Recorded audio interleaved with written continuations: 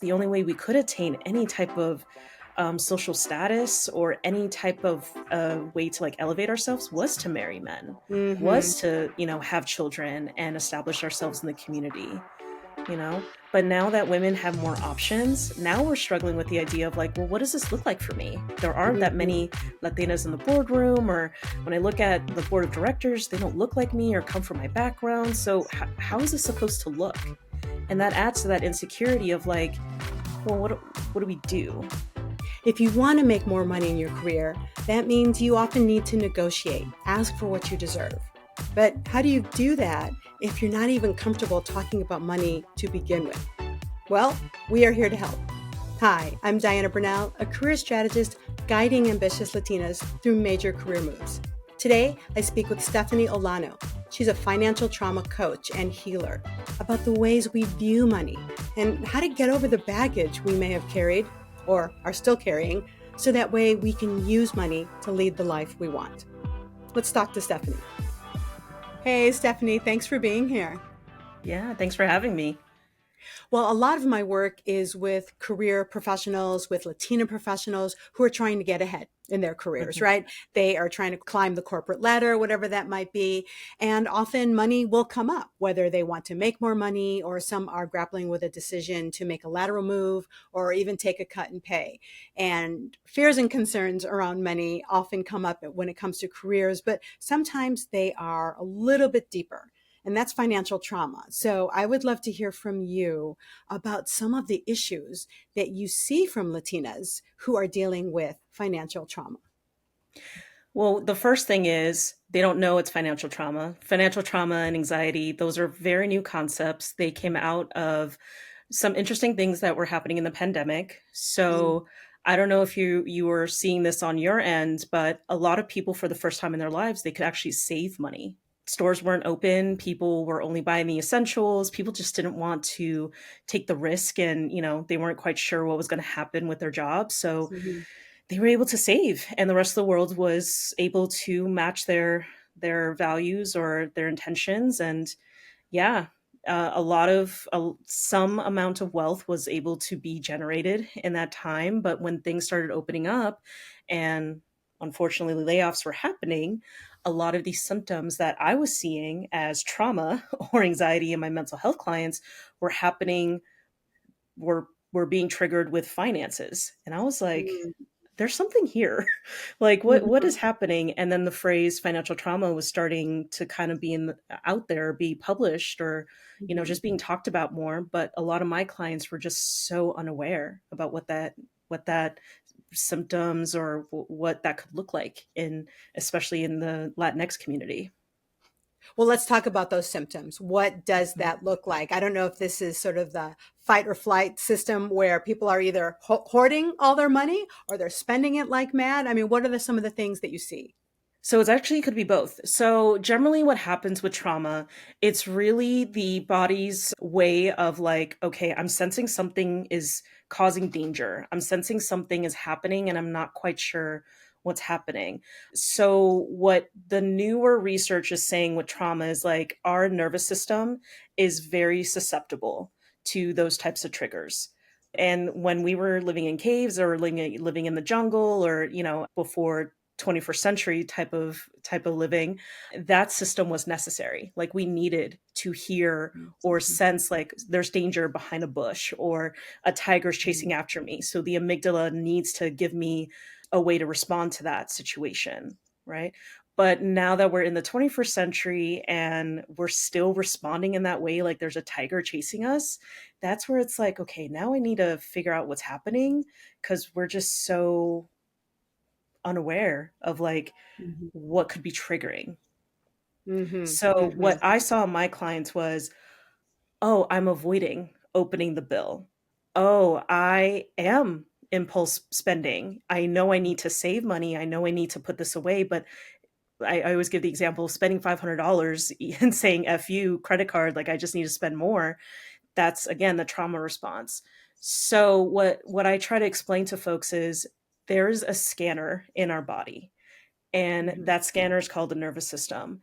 And when we are susceptible to things like trauma, like maybe something happened in the past, maybe something's happening in the workplace now, but either way, we have the scanner.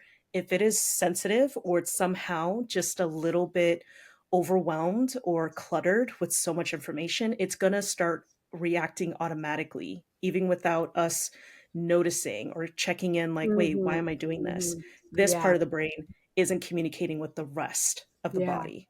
Yeah. So we need to start kind of recognizing, like, oh wait, it's bottom up, it's body then mind, and eventually Mhm. start having the two operate on the same page. But Yeah. that can be kind of hard in the beginning because again, our scanners are just going off doing their own thing and just making decisions for you. So we need to Yeah. start noticing and being more aware that's happening in the first place. So you're a financial trauma coach. Explain how you work with your clients and a little bit about your background too. Yeah. So my day job is marriage and family therapy. I went to grad school, wanted to become a therapist, and I still am. I have my private practice. Mhm. I started it during the pandemic. But again, during the pandemic, when all this research and all these phrases were coming out about financial trauma, a lot of my clients were coming to me about, well, I have money concerns. And I'm Mhm. like, I'm not an accountant. Like, I don't know what to tell you.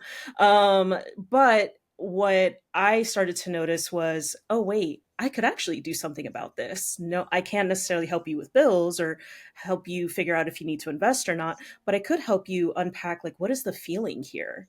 What is like happening with your thoughts and, the tension in your body and, all the things that come before paying your bills. And then Mhm. after, because Mhm. after we pay that bill, we still have some feeling, like we're still having some anxiety. So those were the Yeah. symptoms I more or less focused on with my clients and started to have really interesting conversations about. Yeah. And if I think about my own experience in dealing with money, I think about the financial insecurity that I grew up with, right? That Mhm. kind of makes me, in some levels, kind of cheap. Not always, but I'm a little bit more conservative when it comes to spending my money. So I would imagine that some of the women that you work with came from financial insecurity. So tell me about those conversations and some of the things that we can either look out for or try and, wrap our arms around that. I think what people kind of underestimate is how our experience, like whether we're Latinx or Latina or however, whatever cultural background we come from, we are like children of immigrants. So that does come with certain baggage. You know, Hmm. I know for my family, they came from places like Nicaragua and El Salvador. So there is this Hmm. kind of mistrust of systems like the Mhm, government or mhm, banks. So mhm, that's kind of prevalent in my communities. But also what we need to understand is like if it is something like that insecure mindset or that scarcity mindset, there's probably like justification for it. Like mhm, trauma isn't always like our enemy or it's something that we need to overcome. It is a source of protection. It is mhm, kind of like a our first line of defense. And in a way it is kind of it's kind of helped us get to this point so far, but now mhm, we're trying to say like, no, it's we have to break away from it or we need to like do something different. And when we're coming from a place of trauma, that's really saying like, you're taking away the only safety I know. interesting. Whenever we use terms like, oh, I'm a little cheap or I'm a little this and a little that, it's like, no, like you've survived, like you've made decisions that got you Yeah, this far, but let's yeah, add more to it. Maybe you don't want to make those certain decisions the same way because maybe you didn't feel good. Maybe you mhm, kind of want to, you're in a different setting or different environment mhm, now. So you just mhm. want to add more to just, maybe cutting back or, eliminating expenses. Yeah. And I think about how I relate to other people. Like when it comes to my friends or my children, I am generous as all get out. I will pick up your Mhm. lunch. I will let them buy the things that they're looking to buy. But when it comes to me, I go to Nordstrom Rack first or I go to Marshall's first because I'm expecting to buy something on sale. It took me a long time to say, no, I can just walk into Bloomingdale's and buy the blazer or buy the purse or buy the thing. I mean, it takes years to unpack this stuff. Yeah, and I don't blame you for going to Nordstrom Rack. I think we talked about this a little bit before, but I think buying retail's for suckers. Like I don't understand anyone who like, oh, I just spent like full price on this, and I'm like, how is that a brag? Like I don't Yeah. understand that. But I think that also comes from our culture. Like we always are like you were considered like pretty cool if you got something on the cheap or on a budget. Mhm, You were mhm. financially responsible, Yeah, you know? yeah. Well, I And think why would the you wanna give that up? The younger generation definitely embraces thrifting. Like, why Yeah. would they buy something full price? For sure. So it's interesting to see that generational shift. So let's talk a little bit more about family, because Yes. that comes up a lot. The expectations, especially around Latina women, and what other people expect us to be. And especially when it comes around money, a lot of people expect the men to be the primary breadwinner, or they just Mhm. expect the Latina to be in the corner, right? So, talk a little bit about these family expectations that we have and how this shows up in your work. I think the big thing is like the gender roles. Mhm, Machismo is a thing, and the other side of it is Marianismo. For mhm, Marianismo, that is kind of like the feminine ideal. Like we're supposed to be like the Virgin Mary. We're supposed to be self-sacrificing, quiet, and you know have regalness when we're crying or being upset. Because again, she could withstand seeing her son die on the cross, and very high standard for women. Like unattainable, but of course like they made it unattainable for us. Whereas and not to cause blame to men or machismo in that culture, but there kind of is this pressure of like, well, you are solely responsible for the finances, and they take it as like a power trip there, like, oh, without me, like we wouldn't be living in this house or we wouldn't be able to pay for food. And it's like, okay, now you're kind of making it like a power struggle, and I'm not trying to mhm, do mhm, that. But mhm, unfortunately, women, we just don't have the tools or the knowledge on like, well, how do I get the power? Because like money is power. And mhm, for a lot of us, the only way we could attain any type of social status or any type of way to like elevate ourselves was to marry men, mhm, was to, have children and establish ourselves in the community, you know? But now that women have more options, now we're struggling with the idea of like, well, what does this look like for me? There aren't that mhm, many Latinas in the boardroom, or when I look at the board of directors, they don't look like me or come from my background. So how is this supposed to look? And that adds to that insecurity of like, well, what do we do? right. So really it's just a matter of like the path that was provided for us, very limiting. Mhm, But now it's the opposite effect of like, okay, now we have the whole universe, but what do we do with that? Because again, like right. we the only way to elevate ourselves is hopefully like we're being guided in, or we're being taught lessons, or we're just talking to people. But a lot of us, like, we don't have those opportunities. And I think it's been generations and generations of these behaviors, right? Like you mentioned, Mhm. even the men, on one level, we can't entirely blame the men because they've been raised to expect a Yeah. certain thing. So for them, they need to break their cycle of how they view women in the workplace or women in the family. But so much of it is on us that we have to stand our ground and say, you know what? These are the things I want. These are my values and goals and ambitions. And there's a way to balance everything. There is a way to be a working parent. There is a way to socialize with your family and friends, but still be this career woman. So much of it has to do with gratitude.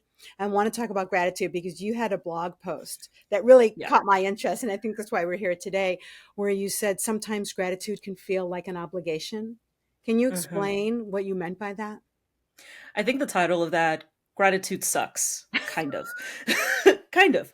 More or less. Yeah. Yeah. Yeah, yeah. So, really, I have certain qualms with the term gratitude because it, Okay. it can be turned into this toxic positivity thing like, Mhm. oh, you're struggling, but look to gratitude. It's that whole like, well, the Virgin Mary could take it, so Mhm. you should learn how to sit with your pain as well. And it's just that old adage of like, well, Latinas especially, like, we need to self-sacrifice and expect Mhm. pain in some Mhm. ways, or turn to your resiliency.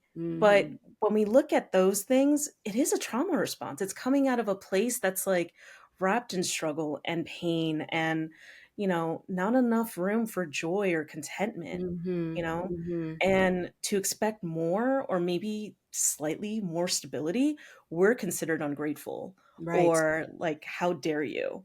Right. So I always tell my clients, like, okay, gratitude is great. If that works for you, fine. But if you feel like, maybe you're forcing yourself, or you need to kind of how somehow like spin it to Mhm. make it more positive, Mhm. let's just be more aware, like, maybe gratitude is not the thing. Maybe we need Mhm. to acknowledge there's something really messed up here. Mhm. And we can't always be grateful for systems of oppression. We can't always be grateful for that comes out of like racism and sexism or limiting opportunities. Like that's really messed up. Yeah. And to say to people, especially coming from like typical money management, like use your gratitude journal. I'm like, that's great. It's just not enough. Yeah, yeah. And this is, I think, also overlapping a little bit with shame, right? Let's talk about shame, right? That's such a fun Hmm. topic that Brene Brown has made an everyday conversation. But I do see it in the women that I work with that they look at the amount of money they make. And they Hmm. make so much more than their parents. It's almost embarrassing to them. Yeah. And they feel like this should be enough. I should settle. I should not want more. But it's okay. And what I try to get across is we can have both. We can be grateful for what we Mhm. have, everything, this house, these clothes, this jewelry, but we can still be ambitious. And ambition Yeah. may require going after a bigger job. It may be asking for more money. We can do both of those things. Yeah, I don't disagree. And I think for a lot of us, ambition, it's not really a feminine thing. Like when we think ambition, I think a Hmm. lot of Hmm. our instincts are like, well, that's what men do. That's what my Hmm. dad did. He was ambitious. We're supposed to be Yeah. passionate. Passion is Yes. more feminine. But Yes. ambition, that does require some organization and some not just intentions, but like you need a plan to be considered Yeah. ambitious. Like you want to be Yeah. CEO, guess what? You need a business plan. If Well, you want to get your graduate degree, guess what? You need to hmm. figure out if you need to apply and, do the financial aid route, if you need a student loan, like that takes some organization. Yeah. And Yeah. again, And we just don't have that model of like, what does this look like for me? right, because when we hear about a young man being ambitious, sorry guys, but if you hear Yeah. about a young man being ambitious, that's what we expect them to do, right? But when Yeah. you hear about a woman being ambitious, well, then she's tough, or we can use all the other words, she's bitchy, and it doesn't have the same positive polish that it does when applied to a young male. But we've got Yeah. to walk that back and say it's okay to be ambitious. Ambitious just means you want to get ahead. What is wrong with that? Yeah. And I feel bad for my male clients. I also work with men as well. And I have these same conversations on like, why is it only your responsibility to, make this money or be ambitious? Because that Mhm. taking it on your own in any Mhm. situation is Mhm. unfair. You know, Yeah. we the whole part of this bigger conversation of one, we can't do this alone. Yeah. So how do we find a system or, Yeah. support system or community where you can kind of relinquish some of that responsibility, but Mhm. also have open conversations on like, this is a lot. Like this is just Mhm. too much, or, I am struggling with being grateful, but also I just resent, having Mm. all of this Mhm. placed on me. Cause a lot of Yeah. this stuff came out of survival. It is a Yeah. lot of whether it's elders or, perceived observation of like, I'm the one that needs to step in and Mhm. do this for the Mhm. family. It's still a lot, even if we It's do it deep. voluntarily. Yeah, and you mentioned Marianismo before, and this is all falls into that. We actually have an episode, I think it's number 406, but we did a whole episode on Marianismo and all these traits. But women, or those who identify as women, cannot be the only ones having these conversations. We need to have Hmm. these conversations with our hermanos, our brothers, the boyfriends. That way they start to hear these things, and many of them would be open, but they just don't even know because, they're not thinking about it. They're not worried about how is she going to, embrace her worth today. This is Hmm. our job. But if we bring them into the conversation, I don't know if any of your clients have that success with talking to their partners about these roles. It's always like, I think that's like a 3 to 6 month process just to have the first conversation. Um, a lot of my a lot of my initial hand holding is like, we need to start letting people in. We need to start asking for Mm. help. We need to Hmm. start having the hard conversation and that comes from my mental health background too. So it's great that someone wants to do the trauma work and really wants to enact change and Hmm. really wants to like figure out like, how do I do things better? So if we're looking at model of addiction, Hmm. if someone really wants to stop drinking or doing substances, it's great that you're going to meetings. It's great that you're doing therapy. Wonderful that you're doing the hard work. Hmm. But addiction doesn't always impact the individual. It is a family disease. It is a Mm. family problem. So what's really going to be beneficial, and at least a lot of the therapists that I work with say it this way too, but like you need a second agent of change. You need someone in your family or in your close-knit circle to say, what can I do to support you to make sure that you don't drink again? Mhm. Or when you do drink, like there is a plan in place to keep you safe and you're Mhm. not going off the rails, you Mm, know? Because mhm, again, it can't mhm. just be the individual making the Right. change. It has to be the people and the environment has to help you support those decisions as well.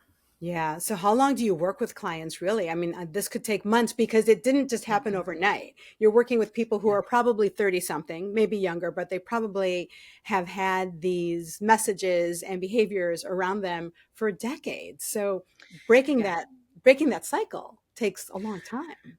So part of it is like, I understand because I'm dealing with trauma and anxiety and around money. These are Yeah. just things that people are not comfortable talking Mhm. with or want to, commit to a year to Mhm. see me. So I have different levels. I have my money safety plan, which is a 2-hour session. And Mm, that's where we mhm. discuss like what happened? How do we make sure that you have a plan to next time you want to make a budget or you pay that bill, you're not always like having a panic attack. So Mhm. there's that. Mhm. The level up from that is like my 3-month program, and Mhm. that's again the money session, but also we figure out, a financial self-care routine that is realistic Mm. for you. Mhm. Mhm. And then the 6-month plan, that's my longest running program. That's where we're like, okay, we meet every other week. And I hold you accountable. I send you text messages, I send you Yeah. emails and figure out like what is going on with your financial habits and how do we set new ones and ones that, again, that are realistic so you can continue the changes on your own when you're done seeing me after 6 months. Yeah, and you and I started this conversation because I wanted to talk about how money fits in with women's careers and how we Mhm, need to get comfortable with money, start asking for money, but it also is in everything else we do for enjoying our lives, right? So I joked that I'm cheap, and it's funny because I bet you my kids would not think that I'm cheap. But when it comes to like vacation spending, there is a mhm. joke in our house. If it weren't for me, because I'm the organized one, right? We would not be able to come home, is the joke. Like if it weren't for my husband, he pushes us. Like we went to Australia a few years ago. If it weren't for him, we wouldn't go on vacation. If it weren't for me, we wouldn't come home because I am the more organized one and I'm the one who Mm, plans the budget and things like that. But there is a balance between legacy and memory, or at least this is what my financial advisor said. We're talking right now, we're at this pivotal stage where we got kids in college, we got mhm. retirement on the horizon. Like, what do you want more of now? And I don't need to die with $5 million. I certainly hope I don't die with $5 million. I want to spend, and I want my kids to have whatever it is that they need to be successful in life. So there's a lot of decision making going on. And it sounds like what you're trying to do is give them a better foundation so they can make the decisions that reflect the values that they really have. Yeah, because again, what you brought up before was like we will hoard the money. If there was an option between hoarding and spending, a lot of us would most likely hoard because Mm-hmm. it's Mm-hmm. safer there. That's what we've seen, that's what we know. And the Mm-hmm. idea of spending, like I think for a lot of our listeners will be like, "Oh, wait, like you're trying to spend? Like wait, it wasn't the whole point to like Mm-hmm. make sure the number keeps climbing and to make sure it stays there? Like what are you trying to Mm-hmm. do?" But Mm-hmm. living in a capitalist society, that kind of is the point. Like to enjoy your life, you do need to spend Mm-hmm. money. It's not just Yeah. to have this number keep increasing. It's to go on Right. vacations. It's to make sure your kids have, access to funds if they want to go to college or maybe want their Mm-hmm. first apartment or whatever Mm-hmm. financial goals you have in mind. You Mm-hmm. need to spend money to do that. Yeah, yeah. And I think that's where I had to come around that spending money is okay. Having savings is important, especially if we are making career changes too, because what happens is sometimes people get desperate and they take a job that is lower in pay because they're afraid they're not Hmm. going to get an offer next week or 3 months from now. But if you have a financial cushion, you can take the time to find that right job for you. So it's balancing out everything in your life and just making sure that you have at least what you need in different segments or different stages. And I don't know how you help women look at or people look at the different stages that they're in. So there's like two ways of thinking of it. Mhm, So the money situation can trigger, like that can trigger anxiety or panic mhm, attacks, or, mhm, you're in the pit and you're not quite sure what's going to happen. Or we can turn it into glimmers. Glimmers is where it's like, okay, I'm not in the best situation I'm in, but what's a way that I can at least kind of look for or hope for, or, yes, I'm struggling, but I won't always be struggling. Yeah, That's a glimmers glimmer. of hope. Glimmers of hope, Hmm. glimmers of light at the end. Okay, so let's try and get people at least a little more comfortable, right? They've heard you, this is interesting, they're going to follow your blog and the such. What might be a few things that our Latinas listening can do to try and get to a better relationship, a healthier, I don't want to use better as a qualifier, a healthier Hmm. relationship with money? What might be some simple things that we can do? So I think the first thing that every financial advisor or consultant always says is like, actually look at the numbers. Mm-hmm. Actually figure out like what is happening to your money, where it's going. Are you aware of like what you're spending your money on? That Mm-hmm. has to be the first step. Without that, because in any relationship, you gotta get to know the person, right? How are you You gonna gotta know get the to know your person wallet. You if gotta get you're to know your like, checkbook. yeah, but if you're like avoiding their phone calls or you're just trying to like ghost them, like what type of Yeah, relationship are you yeah. gonna have? You know? Mm, So mm. first we got to get to know like we got to get to know this person or the numbers, Okay, you know? okay. And do we like what we All right. see? Do we like what's Mm, happening? If not, mhm, guess what? Like we got to start we got to start being curious like what changes do we need to start making, you know? And that could be financial literacy. There's tons of stuff on YouTube. I have a YouTube as mhm. well, so if you are Yes, curious about that, yeah. like start asking the hard questions, but basically we got to start being more aware cuz going off Mhm, of like autopilot or assuming or, just hoping for the best but not really knowing, that's the mhm. trauma response. That's your Yeah, body and your mind saying, like, you don't really know how to handle this. We'll just ignore it and go through the avoidance right now. That's comforting, but it's a mhm, short-term solution. We need to start mhm. thinking bigger and more long-term solution. And thinking that someone else is going to solve the problem, getting back to the Latina family expectation, no partner, no spouse is here to save you. They might make less money than you. They may not work at all. You know, you might fall in love with someone who is in an entirely different financial stratosphere, you know. So this has got to be about what you do to take control of your finances. So that way you get the things, you get the type of lifestyle you want. Because one of the things I talked about a few weeks ago was how our careers and our decisions are a reflection of our values. So guess what? Your ATM card, if you look at your statement from the last month, that will tell you what's important to you.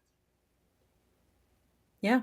And part of my sessions is really like your money core values. So, do you actually want all your money to be going to places like Amazon or Target? Because that also may impact like our community. They Mm-hmm. sign up for Mm-hmm. policies or laws that I personally do not agree with, and a lot of folks in our community are not aware that, wait, what does Target have to do with like this local election? A lot, a Oh, lot. trust me. Yeah. Yeah, no, I have And two Gen Z kids, and we were shopping for gym shoes, and she had the app out, and she was looking online at a certain I don't know if it was a website or whatever. She didn't want to buy shoes from certain companies because of mhm. their involvement in certain things. So that generation certainly has it under control. Okay, so some awareness, some reflection, maybe a little bit of trial and error, like to kind of like dip your toe into one of those areas, whether you're trying to spend more or to actually enjoy life a little more. Yeah, and that's what awkward money is really about. Like, it's trial and error. You're going to make mistakes. And it's Mm, not to be less awkward. Like, it's actually to embrace the awkwardness. Like, there's going to be times where you're like, am I doing this right? Like, I don't know. mhm, Like, I don't mhm. know if I want my money to look that way. Own it. That's okay. It Yeah, doesn't have to, you don't have to be perfect, you yeah. know? As long as, and it's going to take many, many steps to be in a situation where you're going to lose your home, you're going to, lose everything, or like those take multiple phases. You Mhm, messing up on like paying your credit card on time mhm, or not being as mindful to like look up what companies are doing with their money, that's mhm, okay.